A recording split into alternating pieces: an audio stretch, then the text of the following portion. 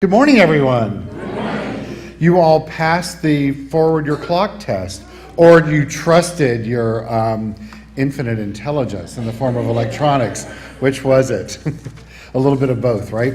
Well, welcome to the Center for Spiritual Living Los Angeles. We are a spiritual community that comes together every Sunday morning, sometimes very vocal, sometimes we're not, but we come together to shed and spread our light out into the world as an individualized expression of the one thing that we call life or God or spirit. So I'm happy to have you here together today. I'm sure that you're all happy to be here in a nice, dry, warm environment, correct?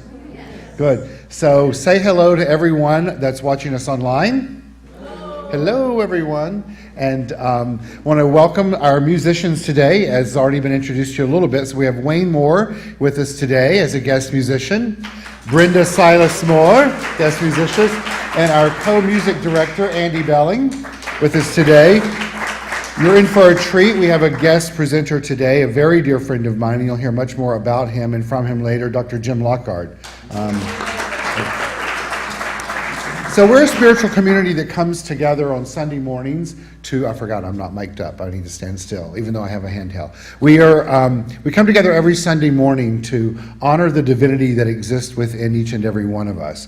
We honor all races, all sizes, all colors, all ages, all cultures, all sexes, all beliefs, all religions, all types of people, all sentient beings are welcome here. Our goal, as I said a moment ago, is to support you in fulfilling what is our vision statement here at CSL LA, which is that each and every individual finds their personal self-empowerment through a spiritual awakening.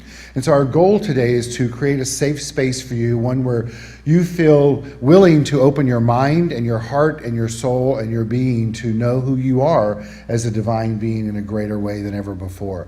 And so it's our distinct pleasure when I say I speak on the behalf of the Board of Trustees, the practitioners, the ministers, and all who work to set up this room for you today to create this space so that we can come together in community and represent and reflect that which exists within us that once again we call God. We open our service every Sunday morning with a ritual. The purpose of that ritual is for you to anchor in to yourselves the oneness of life through acknowledging the qualities of the divine. Our practitioner of the day takes us through that ritual every day. It's called Calling in the Light, as well as we have an illuminator that comes up and illuminates our battery-operated candles, and our musicians take us through this process. For many of you, you've heard this process or participated in it in a new way, and in a way every Sunday. My sleep got thrown off a little bit this week, or yesterday. But what I'm encouraging and inviting you to do today is open yourself up to experience these qualities in a new way this morning. When you hear peace, power, beauty, joy, light, life, love, allow them to resonate within you in a new way and then take root in your soul and allow yourself then as the week unfolds to express them in a new way. So I'd like to welcome to the Bema our assistant minister here, Reverend Edward Brown, to come forward.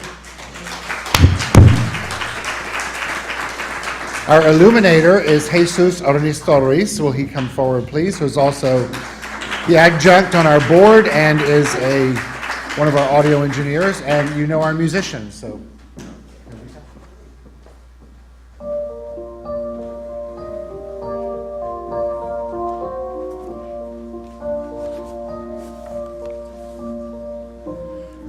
Calling in the light. Calling in the light, calling in the light of love, calling in the light, calling in the light, calling in the light of love. Good morning. The ritual we performed this morning is called Calling in the Light. Today, we perform this ceremony to promote the universal consciousness of life, which acknowledges that all people, all faiths, all beings come from the one all-abiding presence, which we call spirit. The purpose of this ritual is to draw into our awareness, our gathering this morning, a conscious awareness of our oneness and the qualities we possess as complete expressions of the divine. As Jesus lights the first candle, which represents peace, in this way we honor that inherent divine state of inner calm, inner peace that within us, regarding all seeming, regardless of whatever chaos is going on in our world, we know that within is peace, peace, peace. Jesus lights the second candle for power. The power we acknowledge as the energy by which everything exists. And we all have that power. We just have to use it. We light the third candle for the quality of beauty, a personal expression by which high spiritual qualities are manifest. Beauty is a thing within, and we radiate that beauty to the degree that we become aware of beauty.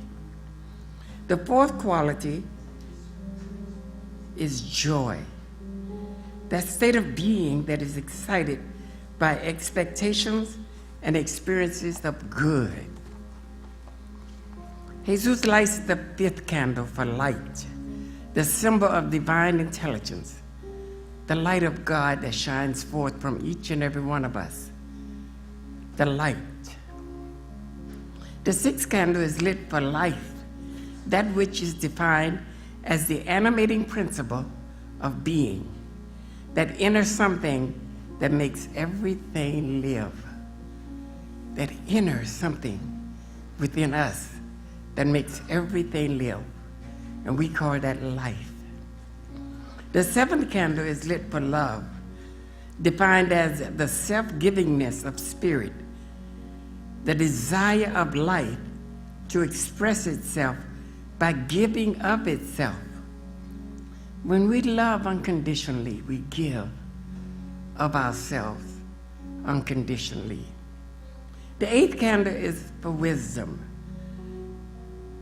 the concept of unity is the manifest in metaphysical, the mystical secret of the ages, and the key to wisdom. Wisdom is an all-knowing, and we are an all-knowing philosophy.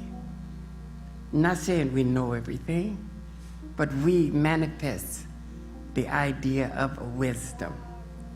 The ninth candle is the healing candle. And in this moment, I would like for you to take into your consciousness, or bring someone into your consciousness that you know would love to manifest a healing. And hold that person there. See that person as perfect, whole, and complete, knowing that a healing is taking place in this moment.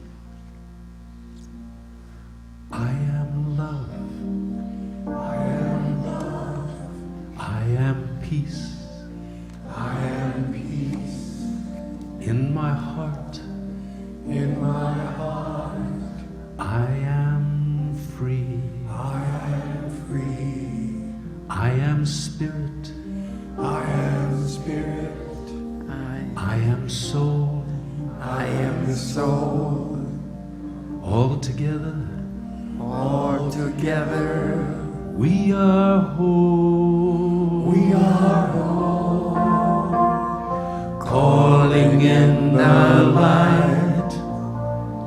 Calling in the light. Calling in the light of love.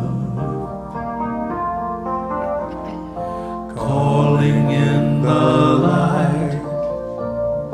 Calling in the light.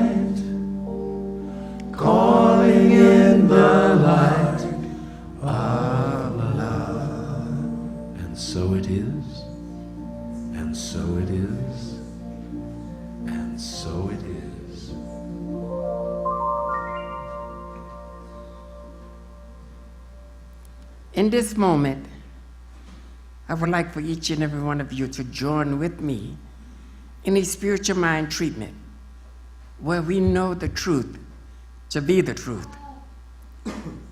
I know and we know that there is only one life. There's only one power. That is God. God is all in all, expressing as all. And we are that allness this moment, individualized as us, expressing as the life, as the love, as the joy, as the peace, as the wisdom. We move forward in this idea of knowing this truth is truly the truth about us. And we notice for every person that entered these doors this day, knowing that he or she is here by right of his or her own consciousness. And we radiate these qualities of joy. We radiate these qualities of life, of peace, of wisdom, knowing that this is who and what we are. We move forward in this day knowing that this is the day that God has made, and we rejoice in this day knowing that we are a complete expression of the day. We bless this center, knowing that this center is here for our growth and for the growth of the community. We bless our minister, we bless the practitioners, we bless the musicians as they share of their joy, of their talent, and of their love. We bless the volunteers and every person that was involved in manifesting this perfect day for us to experience. This is the truth that we know, for this is the truth that I know. Therefore, we release this treatment into action, knowing it is done. It is done this moment. We joyously give thanks, and together we say, and so it is.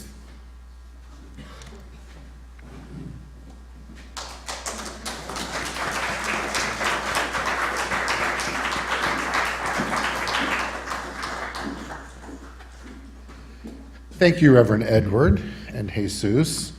I always giggle in the back when there's this pause of not knowing whether to clap or to not clap afterwards. We should set some standard, right?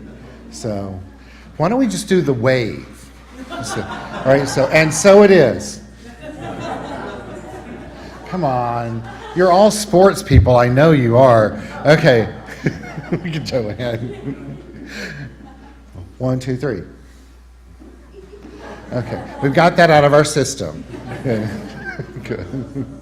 So you have beautiful, beautiful musicians here for us today, very soulful, and two that have a very rich history together, I know that, and I'm so happy to have them here today, and it's just a real honor and a pleasure to have them. I've known these guys for many years, and Jim and I both have kind of seen them on the Southern California CSL, LA, or CSL circuit over the years, and RSI and ICSL and UCSL and all of it, right? So it's been a real pleasure. So I'd like to introduce to you Wayne Moore and Brenda Silas Moore, right? The first song is Wayne, so it's Wayne Moore. We're saving the best for last. Brenda's going to sing the last song. I'm going to do for you a brand new song. It's from an unproduced, so far, musical I'm writing. And it seemed appropriate for church, or whatever this is. I always call it church, so there you go. When you are stumped, when you are puzzled, when you don't know what is true, there is always one thing you can do. Follow your heart.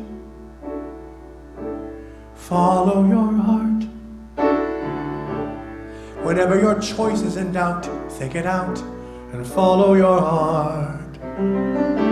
Something in you always knows what to do. So if your hopes and your dreams fall apart, follow your heart. Know who you are. You've got to know who you are. And when you stumble and fall, it is all to learn who you are. Every mistake is harder to take, but you get stronger and wiser and smart if you follow your heart. You have a heart that's forgiving. You can reopen your eyes. Think of the life you are living as a beautiful toy.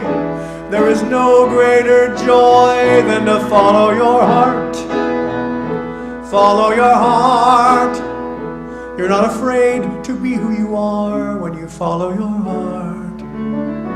Nobody knows right from the start, but your story will end as it should, the way that I knew that it would, the very best way that it could. If you follow your heart, if you follow your heart, if you follow your heart.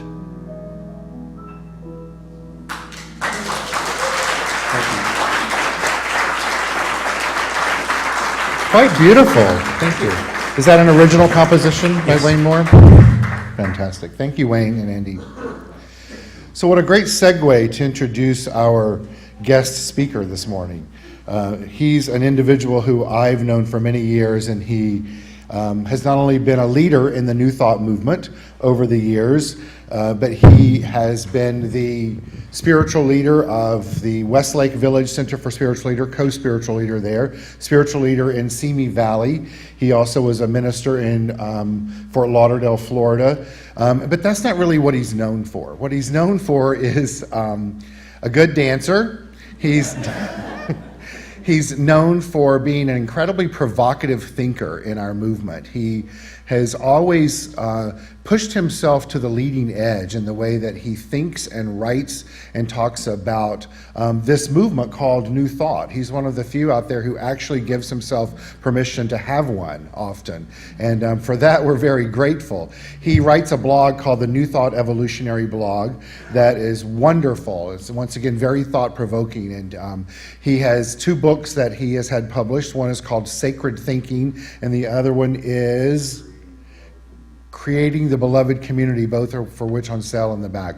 But one of the things that I love about Jim is that he indeed is someone that I've watched over the years both nurture and learn how to follow his heart, both in the way that he's lived and shares his heart and his love, and has been a great coach and teacher to me to learn how to do that for myself. And so for that, I thank you. And it's just a real blessing to have him in my life, and it's a real blessing to share him with you today. I welcome to the Bema Dr. Jim Lockard.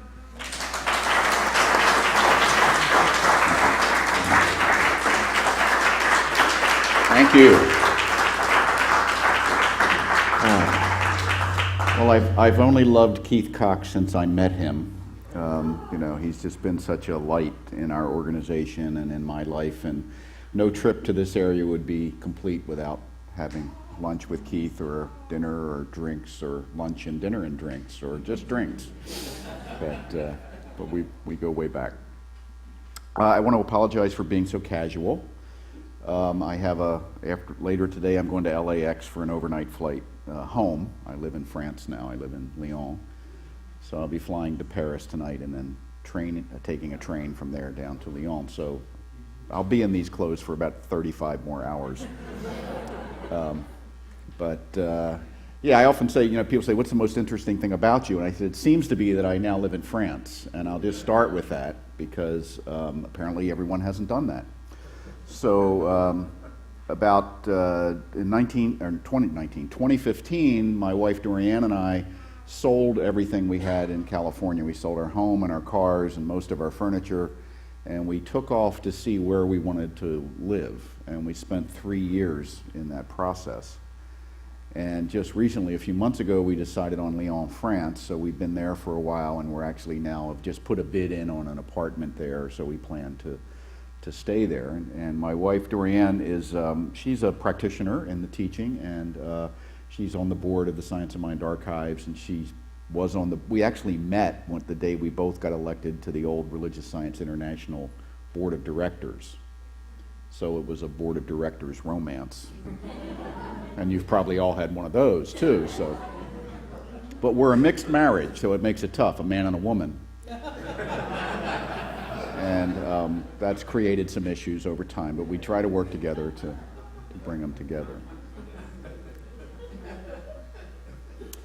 So that's kind of the backstory of what I want to talk about. What I've been focusing on in my blog and what I've been focusing on in my latest book is really about recognizing how this teaching can help us to thrive in very challenging, very rapidly changing times. You know, the world around us is speeding up. And if you're in a city like Los Angeles, you're near the leading edge of that speeding up, where, you know, a lot of it's technology, but it's also culture, it's also diversity, it's also lots of waking up, and it seems like there's never a dull moment in terms of when there isn't something you need to realize or work on or do better or have a learning curve, or you get a new phone and you have to figure it out. So to give you an idea of that pace of change, how it's different, I would ask you this question. How many telephones did your parents own in their lifetime? Probably one or two. If you were rich, you had a Princess phone. They had a Princess phone in the bedroom, and they had the kitchen phone with the 75-foot cord, right? And that was it. And maybe they converted from dial to push button. That was my dad actually didn't want to give up his dial phone that he leased from AT&T in 1954 and probably paid $10,000 for over the course of that lease. And when they told him that the dial phone would no longer work, he said, "I don't care, I'm keeping my dial phone." And the phone company, Ma Bell, then kept approaching him, and finally showed up with the sheriff at his door, with a deputy sheriff and a new black push-button phone in a box. And my father reluctantly let them replace that phone in his living room, and he complained about it till the day he died. So some of us aren't built for change. Some of us have difficulty adapting to new things and new ways of being. Some of us resist and think that what we can do is maybe recreate the past. You may have noticed some of this going on in our politics, which we're really enjoying from France, just watching. No, actually, that's not true. Actually, people ask me, well, are the French angry because you're an American? I said, no, they're actually feeling pity for us. And I remind them, when they get up on their high horse, you almost had Marine Le Pen, so, back it up a little. But no, they're really concerned because they say what happens in the United States affects the whole world, and they're very concerned about the disharmony and discord and the unpredictability of where we seem to be. But so that's an interesting dynamic, and I find that as we travel around Europe, the same kind of a picture, although Europe itself is moving into a more nationalistic kind of a phase, which I think is a pushback against the rapid change that we're all experiencing.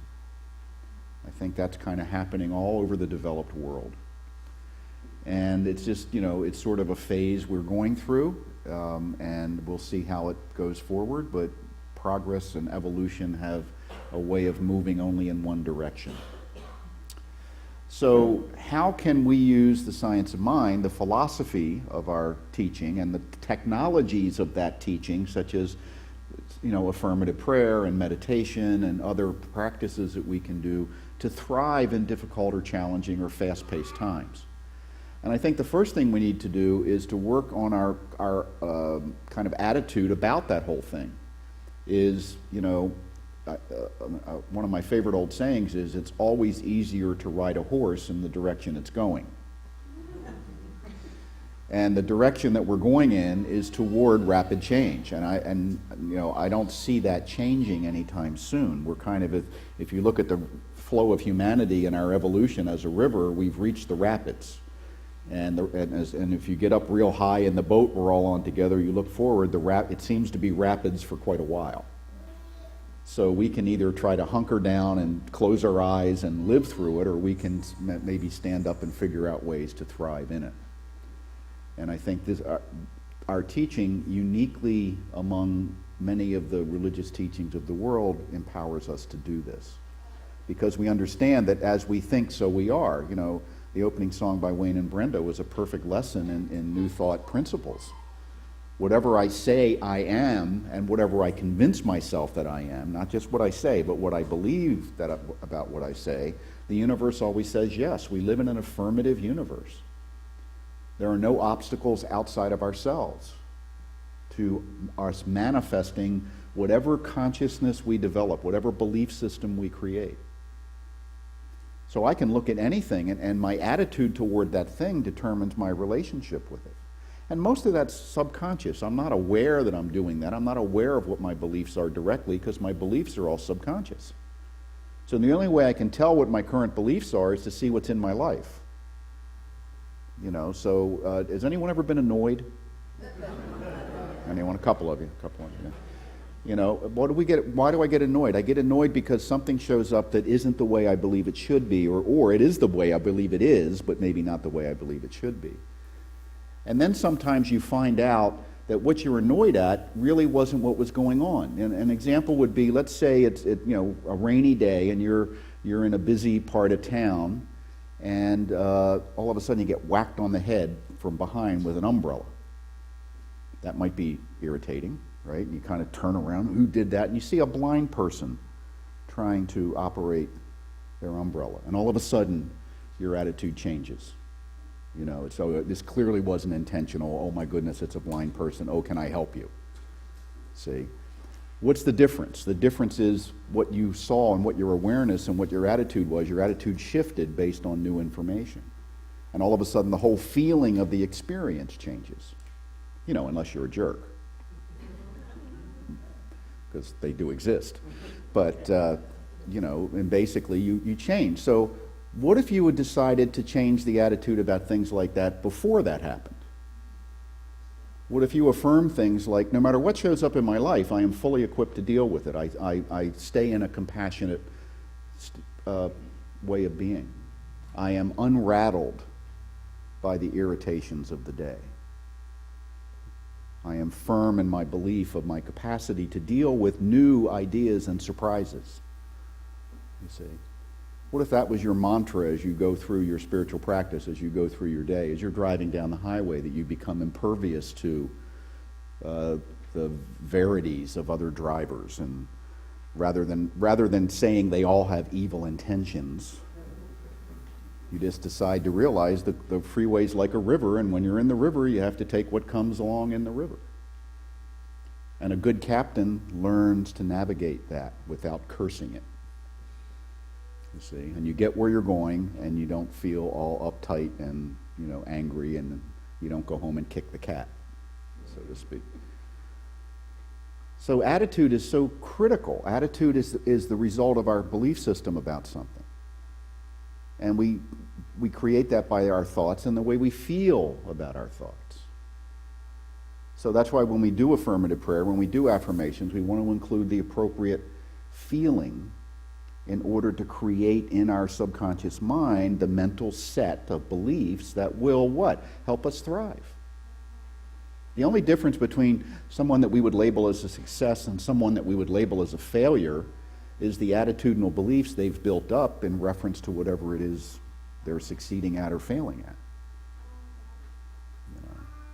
People say, I'm surrounded by idiots. Well, that's probably not the best time to have a conversation about the law of attraction, but but it is something that we recognize might be playing a role in that person's experience. I attract to me what corresponds to my belief system.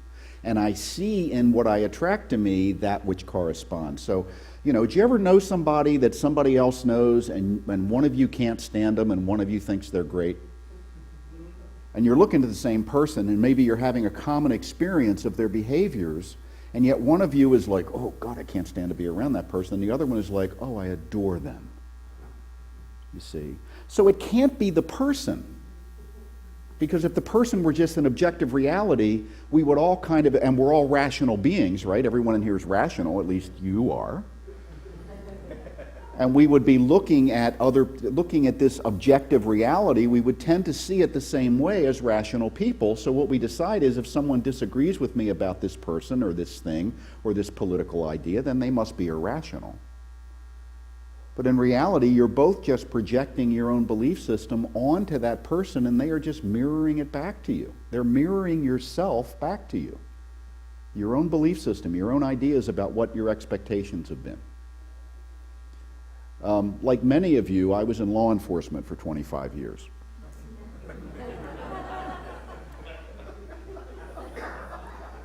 I have a hard time getting my head around that I have a unique life, I'm sorry.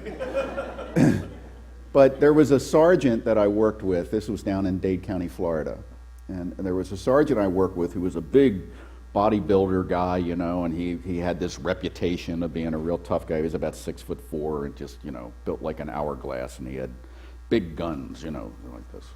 And he'd come in the station in the morning. He was a day shift sergeant on one of the squads, and he'd come in every morning, he'd open the back door, and you would hear his booming, thundering voice.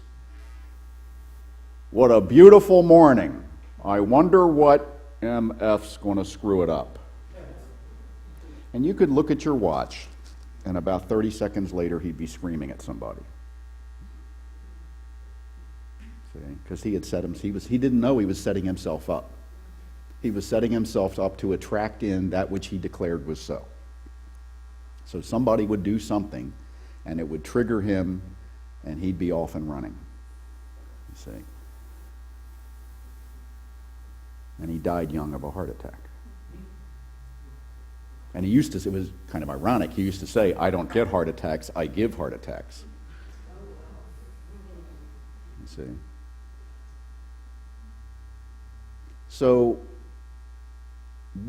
how would I describe him? I would describe him as being relatively unaware, not self-aware. He wasn't into introspection. He wasn't into examining his motives. He wasn't into saying, am I really seeing things as they are, or am I kind of projecting a reality onto them that may not be accurate? That wasn't part of his way of being, or way of doing anyway.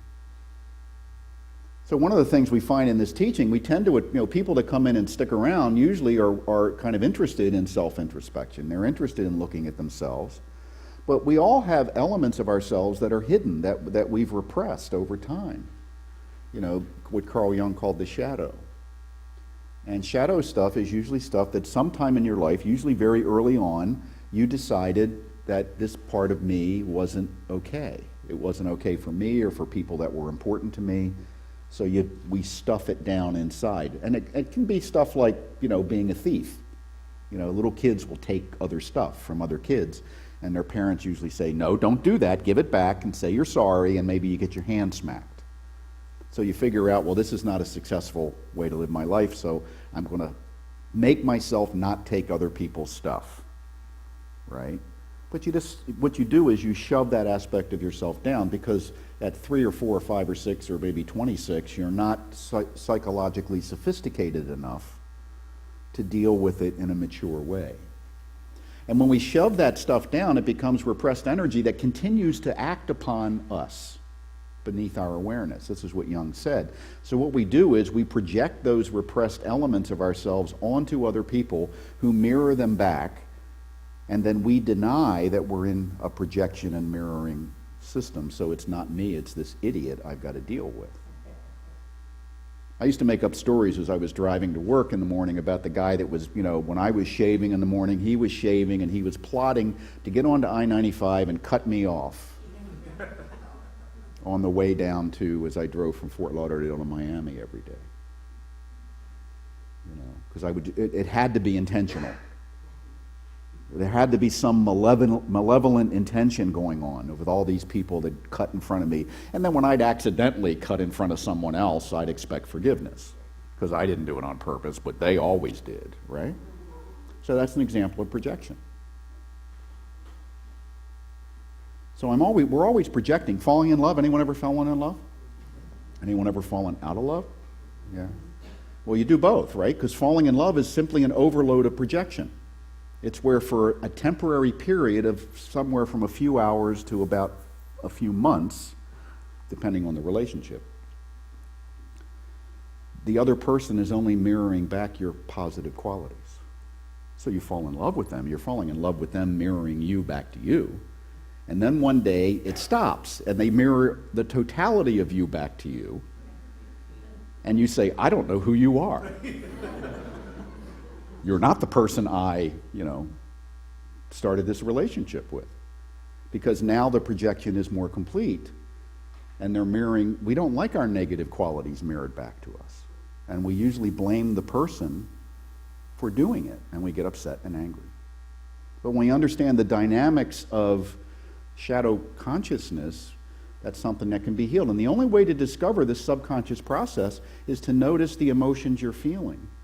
And pretty much any emotion other than happiness or sadness has a shadow element in it. When I'm angry, when I go, Jesus, I hate these people, right? Like that. Or adoration. We have a light shadow that maybe it wasn't safe to be intelligent around your house when you were little. Or it wasn't safe to be funny. So you repress that. And someone else shows up and they're really intelligent and they mirror back your own intelligence to you, which you've repressed, and you don't like them for it. Because they're reminding you of some part of yourself that you have abandoned. You see? So shadow work is noticing when I'm in this kind of an emotional place and then doing the spiritual and psychological work to reveal that repressed element of myself and reintegrate it in a healthy way. So what about your inner thief? Don't you want to repress that? Well, your inner thief, when it's reintegrated, can help you really procure stuff well. Okay, remember the TV show MASH? And Radar, remember the company clerk, Radar O'Reilly? Who was the sweetest guy, but he basically had an integrated inner thief, right? Because what the company clerks would do would be break the rules to swap stuff so the patients would have what they needed. And then you had Frank Burns, the Captain Frank Burns, who was the uptight. Uptight means lots of shadow. No sense of humor means lots of shadow. Who is looking for somebody who's breaking the rules. See? So he can get them. So Radar has to sneak under the radar and make these deals, swapping trash cans for toilet paper or for penicillin or something like that. And if Burns ever caught him, he would write him up. Of course, Burns is having an affair with Hot Lips Houlihan. And when we have a lot of shadow energy, we have to have an outlet. And the outlet has to be something that's taboo. That's why we have Las Vegas. It is. It's a shadow release. Every city has a red light district. And when if they get rid of it completely, violence goes up. Because I have to be able to release my unhealed shadow self in a safe way. That's what most sports is. We vicariously watch violent sports so that we can release that kind of inner tension because we've repressed that part of ourselves often. So all this stuff is going on all the time. And, then add to it the fact that we've got this incredible wave of change happening. So everybody's out there projecting their shadow selves onto one another without even knowing what they're doing. And we get in the way of our ability to really thrive in an environment of great change. Because great change will put stress on a system. So this teaching can help us to move through and heal all of that. Heal it in the sense of revealing what has been repressed and then reintegrating it into a healthy self.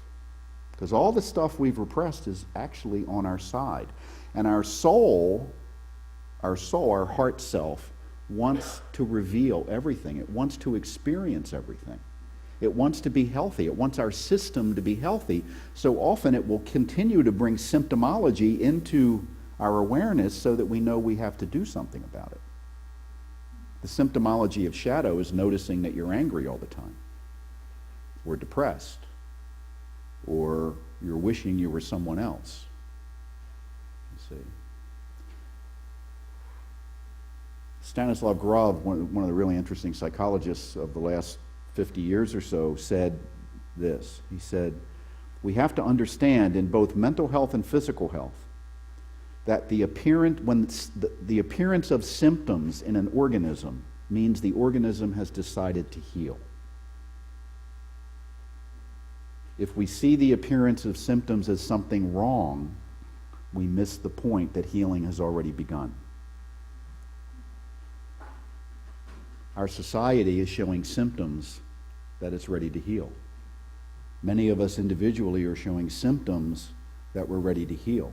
And if we misinterpret that and make it something we have to squash back down, we don't heal.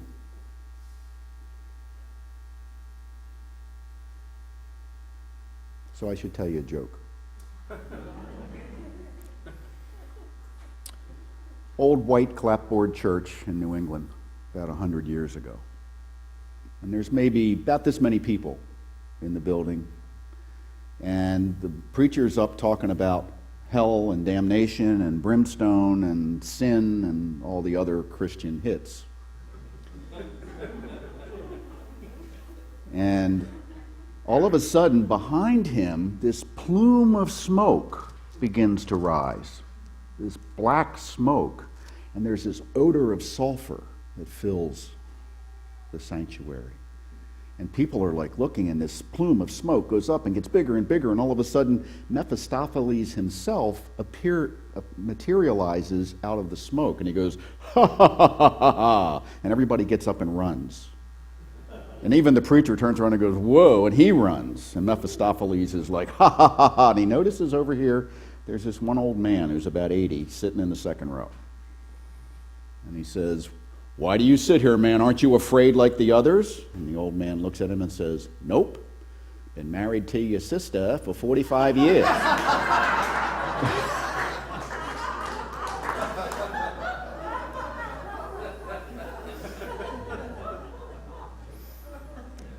You see, when we've been to hell, we're not afraid of hell. When we've been in the pits of despair, we're not so afraid of despair. We know we've been there. We know it. Maybe we've come out of it, and we can come out of it again. So sometimes what the shadow help tries to make us do is avoid anything uncomfortable, and our ego supports that. So we avoid looking at the symptoms that show up. We avoid noticing that it's probably not healthy to be so upset all the time, or angry, or resentful. When what's really going on is our soul is making a choice to be healed. But it can't heal itself. It has to have our conscious participation. And that's what this teaching is. There are about 17 references to the shadow in the Science of Mind textbook. Ernest Holmes knew this psychology. He was a contemporary of Carl Jung, and he understood Jungian psychology more and more as his life progressed.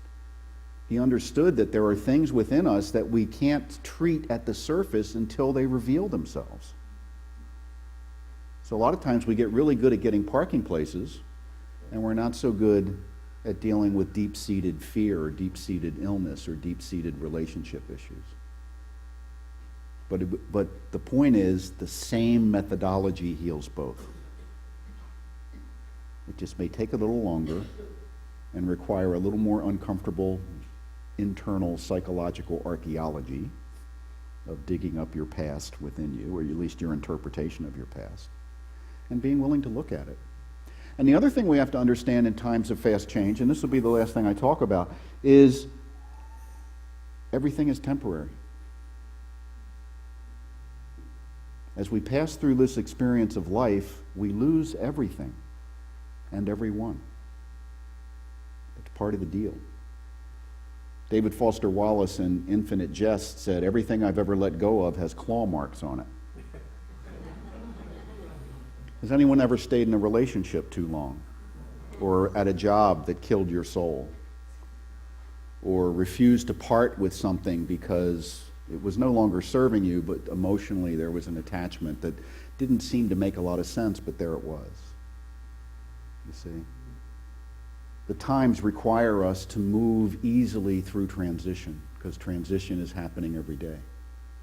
The times require us to embrace change, to be able to move forward, recognizing that our wholeness is never diminished by moving into a different way of being or a different lifestyle or a different set of relationships. And that can be a difficult lesson to learn, because many of us were brought up and taught to cling to everything desperately.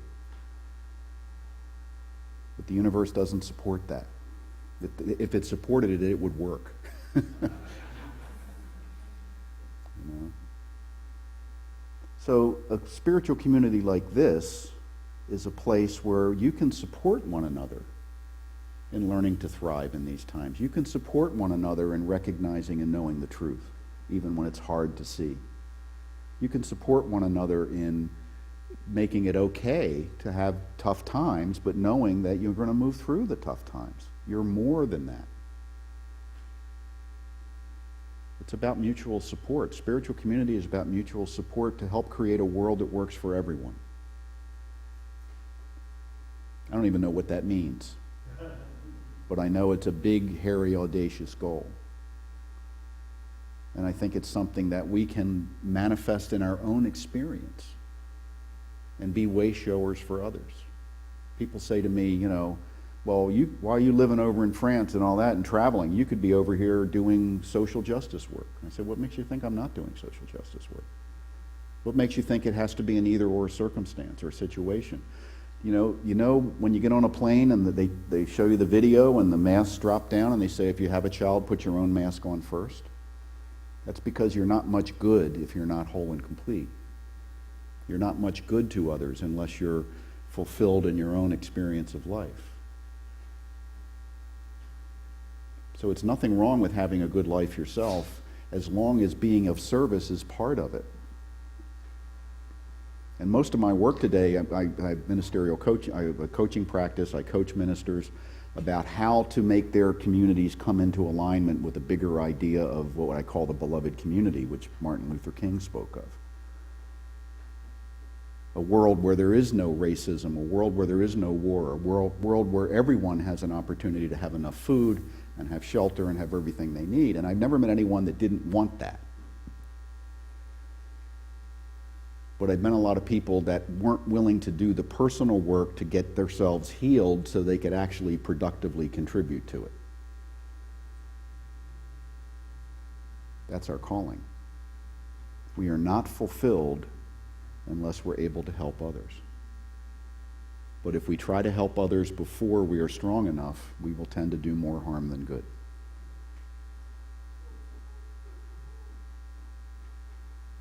So keep coming here. Connect with people, even if you're an introvert. Let people support you and see how you can support others in finding their way along a spiritual pathway in a material world that is so fast changing. We're the first generation to face this at this level of change. And the generations behind us, the millennials and the whatever they're calling the new generation after that, born, you know, if you're born in 2000, you're 18. You can vote. I know it's depressing, isn't it? But it's the way of things. It's the way of things. And they're coming up with more familiarity with the technology, but they don't have the life experience to know how to be a whole, complete human being amidst all this stuff that's going on. We have regressive agents pulling us back and progressive agents pulling us forward. And we have to make choices. And we have to stand in our truth. And our truth is that all of us have everything we need to live the life that we would dream of and to be of service to others. That's the truth. So let's close with a prayer. So this I know, the divine presence, the divine spirit, the creative intelligence of the universe, the infinite that we call God is right here, right now, in me, in you, in everyone and everything. There is no element of this universe that is not spirit expressing.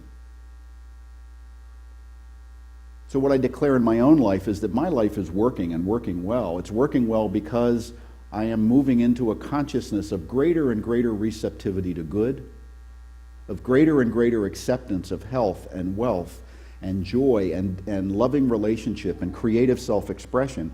And I'm also creating a space within myself to be of true service to humanity, to all of creation. And I know that there is nothing that can stop me except my own lack of belief.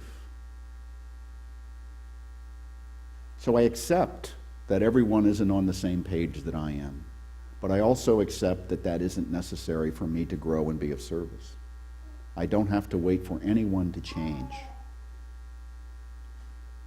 So I accept this truth. I accept that this spiritual community is a place where I can nurture and be nurtured, where I can learn and increase my self-awareness and move through whatever challenges I find myself in, emerging out of the other side of them as a more complete version of myself. That every challenge in my life was brought into my life to call something out of me that had yet to be called out. I am a loving presence. I have a powerful mind. I have a huge heart, and I am growing in my capacity for compassion every day. So I say yes. Yes to the universe that says yes. Yes to the good in my life. Yes to the increase of opportunities to touch lives in a positive way. And I give thanks for this realization in my life. I give thanks for this amazing teaching, for spiritual communities like this. And with love and joy and great expectations, I release this word into that creative field that we call mind, knowing it is done unto us as we believe, and together we say, and so it is. So I have a couple books here. They're reduced price to $10 each because I don't want to take them on the plane, so I'll be in the lobby afterward. But thank you so much. Thank you. Thank you.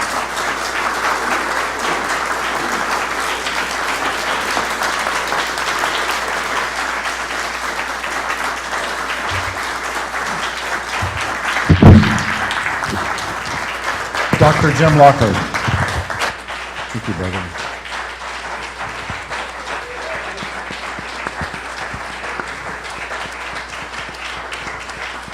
I told you, provocative, right? And a significantly calmer force than me, right? So,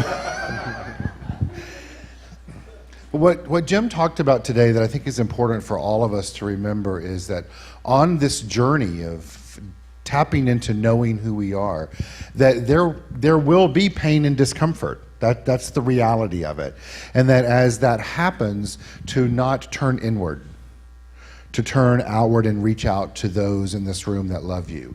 And I know for everyone in this room, even some of you who I don't know, and we welcome having you here today, that the depth of your soul and your humanity is you're there to say yes to your soul brother and sister when they need help. That's what community is all about. And so no matter what life is going to give you on the way of your life, that journey one step at a time, try not to turn inward and hide. Reach out to those that are here to support you and love you.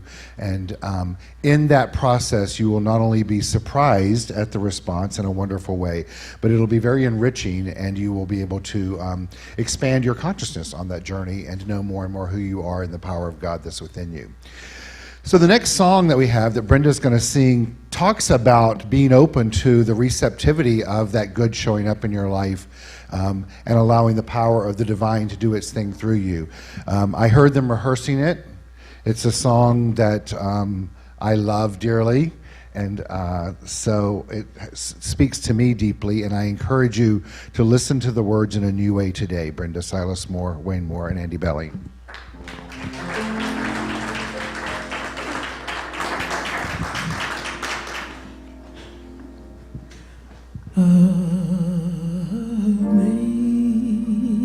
Amazing grace, how sweet the sound that saved a soul like me. I once was lost, but now am found. Was blind, but now I see. 'Twas grace that taught my heart to fear, and grace my fears relieved. How precious did that grace appear the hour I first believed. Through many dangers, toils, and snares, I have already come. 'Tis grace that brought me here thus far, and grace will bring me home. When we've been there 10,000 years, as shining as the sun, we've no less time to sing God's praise than when we first begun.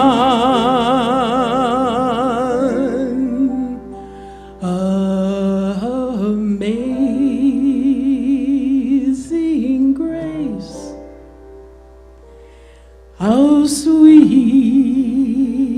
the sound that saved a soul like me.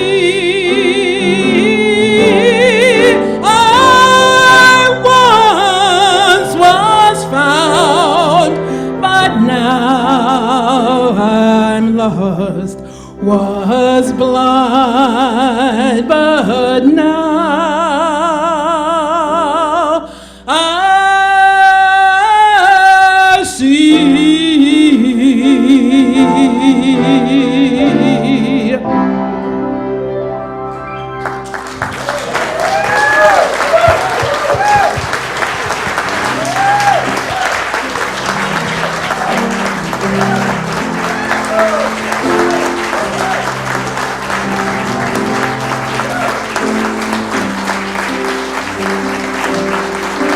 Brenda, Silas.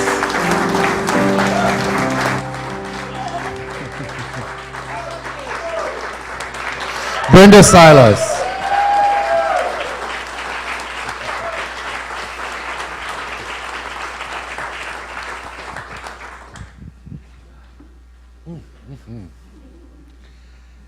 Took me back to the First Baptist Church of Jonesboro, Georgia, but in a good way. Most of the time, that journey's not a good one. There's definitely some shadow there. A lot of it, like stained glasses of shadows. There's a lot of it. So Brenda is in a show the end of the month. There's the flyer. She will have. She will be at the table. She and Jim will be sharing a table in the back. He will be selling books and talking to you about anything you'd like to know about. And Brenda will be sharing information regarding her show. Correct. So please avail yourself to both of these individuals, their lights, their talents, and what they have to share with you. So, if we can have the ushers come forward, please.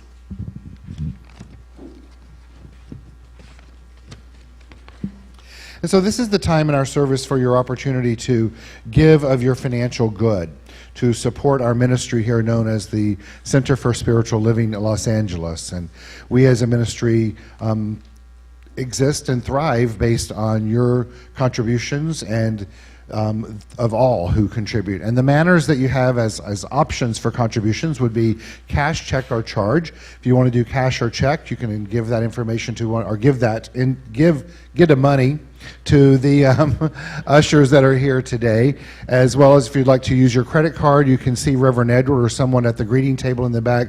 Your other options, and if you're watching online, would be to give in the form of our website. If you go to our website, which is csl-la.org, you'll see right on the very top of the bar a donate tab, and that's the same with our app out of the App Store, which is CSL LA, and you can give there. So we'd like you to take that which you're giving today and place it on your heart, if you feel so compelled. We place it on our heart because the heart symbolizes love, and as we give today, we do so from a place of love, blessing it, knowing that it goes out into the universe and returns to us. And so let's envision that which we give today as blessing each and every individual in this room. We see it making a difference in the community of Los Angeles. We see it addressing the shadows that exist in the world and then blessing them as the darkness is removed and the light appears. And so please state after me this conscious giving affirmation. Conscious giving heals all fear. It awakens and enlivens my awareness that I am one with an abundant universe. This I accept and know for myself today. This I accept and know for myself today. So I give. And I give. And I give. With love. And know that I know that it absolutely returns to me multiplied abundantly. And for that, I am infinitely grateful. And so it is. 'Tis the gift to be simple, 'tis the gift to be free, 'tis the gift to come down where we ought to be. And when we find ourselves in the place just right, 'twill be in the valley of love and delight. When true simplicity is gained, to bow and to bend, we shan't be ashamed to turn.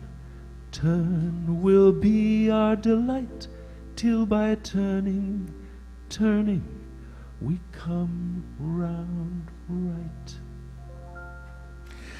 Thank you, Andy. Beautiful. And it's shat. I love that line every time. So it's time for a little some announcements. Want to remind you that there's a weekly e-newsletter that goes out in an email every Tuesday. If you're not receiving that, please feel free to fill out a form in the back with your email address and printed legibly and any other information you'd like to share with us, and you'll get that. As well as if you're not getting it and you're on the list, let us know and we can update that information. I'm sure that most of you know this already because you've been in training for the Los Angeles Marathon, but there will be no service next Sunday, right? I know all of you have your running gear on right now. You're going to go off and run. So, but remind you, there will be no service next Sunday because of the LA Marathon. There's a lot of people, including myself, that will be unable to get here because of it running down Sunset and the route. It's about the route. It prevents us from doing that. However, we will be open for business to receive your donations. So I just want you to know that the mail will still be working as well as online and the website. And our cost of doing business does continue even though we're not here, just for you to know that. So be complete transparency. Our Wednesday meditation continues on Wednesday morning. It's at 8 a.m. If you'd like to participate in that online guided meditation, you can get that information on our website as well as it will be in the weekly newsletter. We have our final class this Wednesday night for the Practical Mysticism class. It's been fantastic. If you want to come and hear some amazing stories of what these students have learned, feel free to join us 7:15 Wednesday night. Also, just a reminder that the Spirit of Dance continues on Friday mornings at the Hollywood Dance Center down here in the 700 block of Highland Avenue with the famed choreographer Walter Painter. It runs from 11:30 to about 12:45. It's a lot of fun.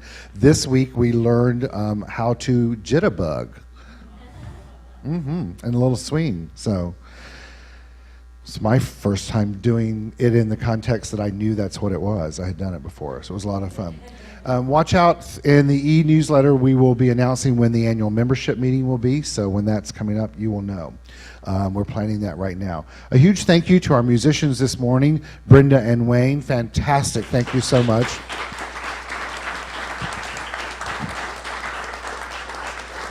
A big thank you to Andy for always doing such a conscious job, and really appreciate it. Our setup this morning with Bob Zwolinski and Jesus Ernesto Reyes. Let's set up the room, and Erwin, who did a great job setting up this morning. Rolando was ill and couldn't come in, and so the text started at about 7 o'clock this morning, and we pulled it all together, got a new team in place, and made it happen. So a big thank you to everyone that made that happen. Our board member on duty today is Matt Fonda. So please see Matt in the back if you have anything lovingly, respectfully of constructive criticism you'd like to share. Lenore's having the outreach meeting in here right after the service today. So please, if you'd like to avail that, do that. And we do have in the back for you today food and beverages. So it sounds very broad. It's actually pound cake and coffee. So it's there and it's for you. All right, so I think that's it. We're good. All right, you guys feel good today? Yes. Got up and made it happen. All right, let's close with a spiritual mind treatment. So let us know that we've come together today in a sense of community. We came here with purpose. And that was to not only hear spiritual truth spoken to us, presented to us in music, given to us by means of being with each other, but to answer a calling that is deep within, to know who we are in a greater way than ever before. To engage in that spiritual truth that we are enough just as we are.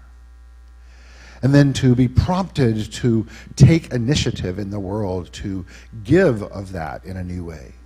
To meet and greet all of humanity in a new way by knowing who they are as spiritual beings, but moving beyond that and engaging in a way that gives the opportunity for each and every individual to be awakened to their spiritual magnificence, for them to find their personal self-empowerment on their journey of awakening. And so we move about the day-to-day and beyond the day-to-day in a deep sense of gratitude and self-awareness. Gratitude for the opportunity to live the life that we have, to be in community here, to grow and to know that life is indeed good. To know that the darkness when it shows up is not bad. It's just simply the next evolutionary process in our journey. And so from that place, we celebrate what's in front of us today, taking responsibility for being engaged in our journey of evolution. And so we say thank you for the opportunity to be present in the presence, as the presence, and to be conscious in our growth. It is indeed all good. We say thank you, thank you, thank you. And let it be as we say together, and so it is. Thank you so much. Andy, take us out.